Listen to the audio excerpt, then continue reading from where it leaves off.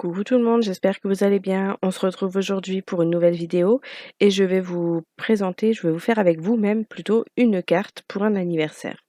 Donc je commence en fait par prendre un fond de carte. C'est une chute de papier tout simplement. Et en fait l'idée aujourd'hui c'est de créer un fond de carte justement, un papier en fait avec juste ce qu'on a sous la main, c'est-à-dire des tampons.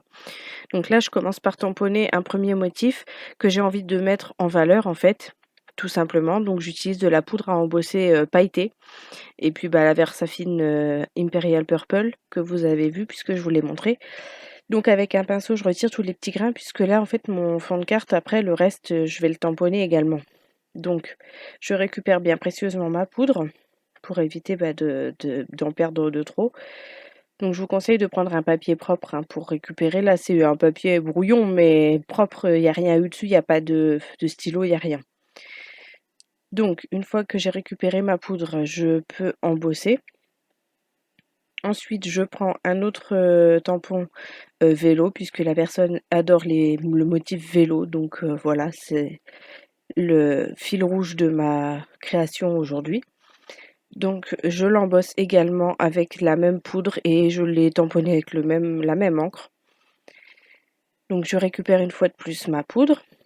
Donc j'ai récupéré également ce que j'avais laissé sur le plan de travail, bien sûr.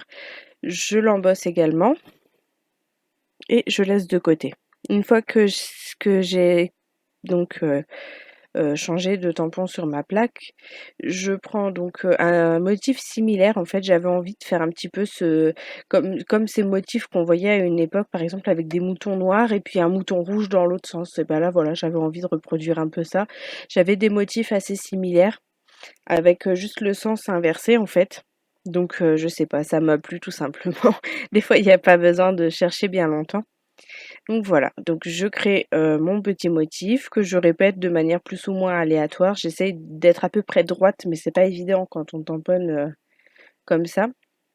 Donc là encore, j'ai pris un autre petit papier brouillon pour éviter de mettre de l'encre sur mon tapis. Mais bon, après, c'est une question d'habitude, hein. Il y en a qui considèrent que le tapis d'embossage, enfin le tapis de découpe plutôt, est là pour ça. Bon, moi, ce qui m'embête, c'est qu'après, j'en colle partout parce que je travaille salement, mais enfin voilà, vous avez compris. Ensuite, je prends un ruban que je coupe à peu près à la longueur qu'il me faut. Et là, en fait, je regarde avec les doubles faces que j'ai ce qui pourrait correspondre. Et là, j'en ai un qui est moins large, mais ça va aller quand même. Donc, je mets du double face à l'arrière de mon ruban, comme ceci. Donc là, je fais attention que le ruban ne soit pas plié pour éviter que ça fasse une épaisseur en fait sur ma carte, tout simplement. Donc, je colle bien mon double face. Ensuite, je retire l'opercule. Hop, et j'essaye de placer ça à peu près droit. Donc je mets du lignage de mon tapis de coupe. Comme ça, c'est plus facile. Ensuite, je fouille dans mon petit album spécial Petits mots et je cherche joyeux anniversaire puisque c'est une carte d'anniversaire. Donc, je plie ma base de carte en deux. Donc, j'ai choisi du violet pour s'accorder parfaitement avec les couleurs de ma carte. Et puis ça tombait bien en plus parce que c'était un format, les petits cardstock, il me semble, qui venaient de chez Action, mais il y a très longtemps. Et ils étaient vraiment pile poil aux bonnes dimensions, quoi. En fait, vous pliez en deux, ça vous fait une carte 10,5 par 15, quoi, en fait. Donc du coup, là, je mets du double face à l'arrière de ma carte. Ça faisait longtemps, hein, le double face et la colle. Donc je décolle les petits caches du double face. Je récupère tout ce qui d'ailleurs devrait être déjà dans la poubelle. Voilà. Et ensuite, je viens mettre de la tacky glue en plus pour solidifier le collage entre guillemets et puis permettre le collage immédiat et sur du plus long terme en fait.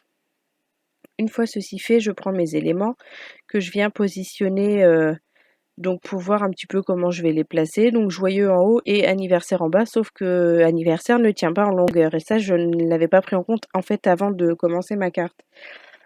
Donc bon, qu'à cela ne tienne, je colle quand même mon petit vélo parce que lui, il a sa place sur le ruban.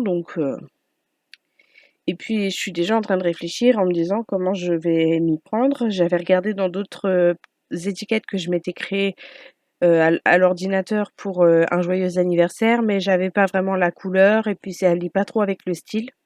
Donc finalement, j'ai imprimé tout basique sur le même, comment dire, le même papier gris perle que le fond. Et j'ai imprimé à l'imprimante et ça rend très bien en fait. Et puis c'est plus sobre finalement et j'aime beaucoup. Donc je rajoute une petite touche dorée avec les petits strass. Et voilà, notre carte est terminée.